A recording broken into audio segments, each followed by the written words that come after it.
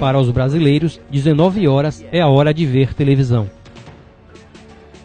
É a programação global mágica de 3 horas inteiras de novelas da principal TV do país,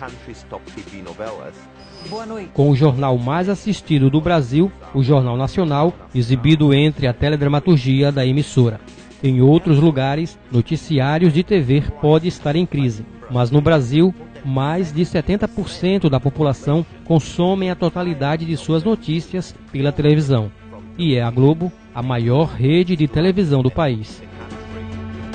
A Globo é o primeiro e mais poderoso poder neste país. É mais importante que os partidos, que a igreja. O editor-chefe das notícias da noite na Globo é o político mais poderoso neste país. O Jornal Nacional é tão influente que pode simplesmente mudar a visão completa do país em apenas uma noite. Em uma noite apenas, você pode mudar totalmente o curso do debate no país. É a fonte de informação das pessoas, com notícias que moldam a forma das pessoas pensarem, criando uma versão da realidade que as pessoas acabam aceitando como verdade. É a produção de uma hegemonia de pensamento, de interpretação de fatos, que se apresenta por si só como a verdade. Acaba aceitando que aquilo é verdade. É a mesma política brasileira que funciona assim. Se a notícia não for mostrada no noticiário noturno da Globo, aquilo não aconteceu. Nos últimos 2 anos, o escândalo de corrupção conhecido como Operação Lava Jato levou o Brasil a uma crise política. Milhões de brasileiros tomaram as ruas, alguns apoiando a ex-presidente Dilma Rousseff, que não estava sendo diretamente investigada, mas que foi afastada, enquanto outros pediam seu impeachment. A Globo parece ter escolhido seu lado.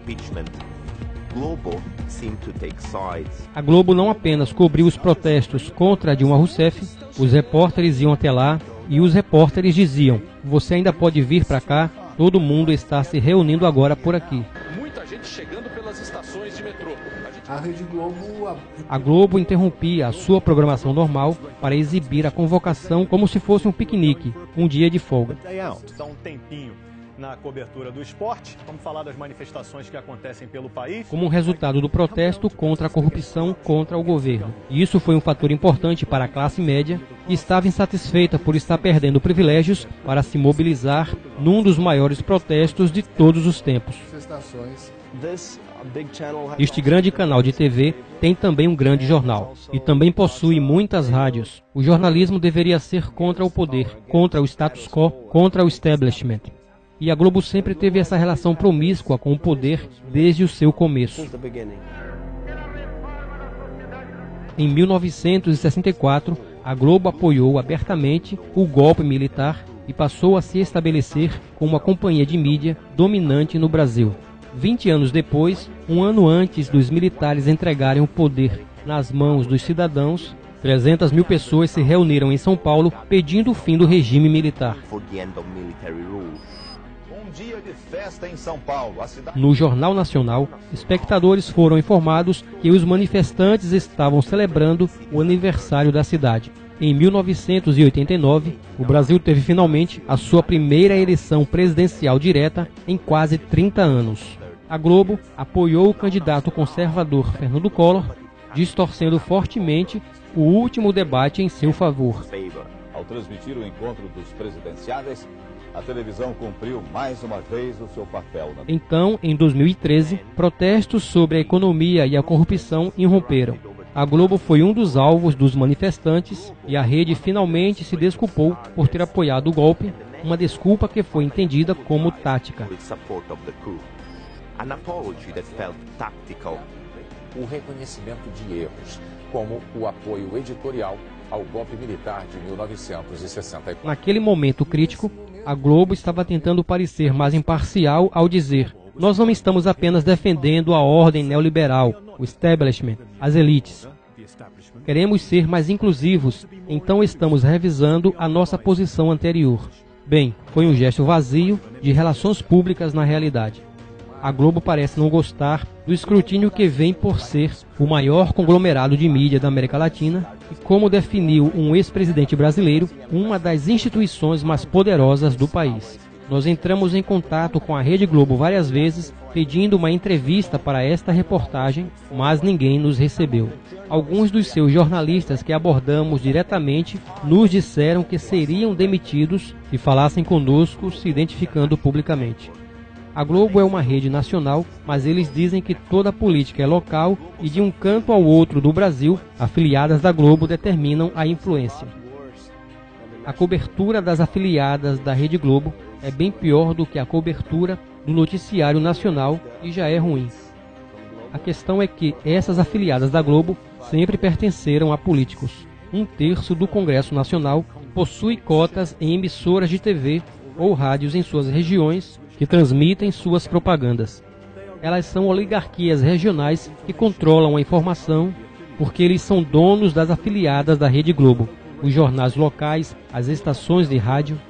Você não vai ouvir uma palavra de crítica contra os políticos locais porque as emissoras de rádio pertencem a eles. No Brasil, muitas das coisas que são óbvias no resto do mundo não são aqui, como a separação de igreja e Estado. Nós não temos isso. Nós não temos também a separação entre imprensa e governo. A Casa dos Profetas Profanos, livro de Talvanes Araújo, lançado pela Chiado Editora, relata a odisseia baseada em fatos reais de um seminarista em um dos mais tradicionais seminários religiosos. Você encontra pelo site da Livraria Cultura e da Chiado Editora. Links na descrição do vídeo. Em 2002, Lula da Silva, um dos líderes do PT, venceu as eleições presidenciais, marcando uma virada à esquerda no governo. Mas, tal como outros líderes de esquerda na América Latina, que focaram em desmantelar os megaconglomerados, incluindo aqueles da mídia, nem Lula, nem sua sucessora Dilma Rousseff chegaram à Globo e à sua dominância. O maior anunciante no Brasil é o governo. Quando Lula foi eleito em 2002, ele poderia ter posto o dinheiro de propaganda em uma boa TV pública nacional, como ocorre na França ou na Inglaterra. Ele não fez isso. Ele pensou que a Globo funcionaria para o PT, assim como a Globo funcionou para os governos anteriores. Mas a Globo não fez isso. Eles estavam e estão com medo da Globo. Eles não desafiaram a Globo. E esse foi o maior erro de Lula e Dilma. Eles viram isso chegando, mas não puderam reagir. Eles cavaram suas próprias covas.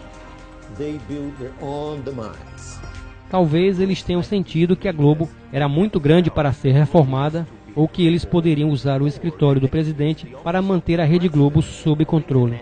Agora o Brasil tem um governo conservador. O Senado votou para impedir Dilma Rousseff e este governo pode ficar no poder até 2018.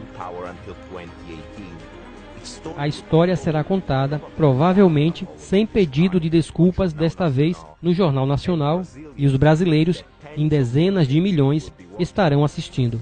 Head Globe of Television is manipulation.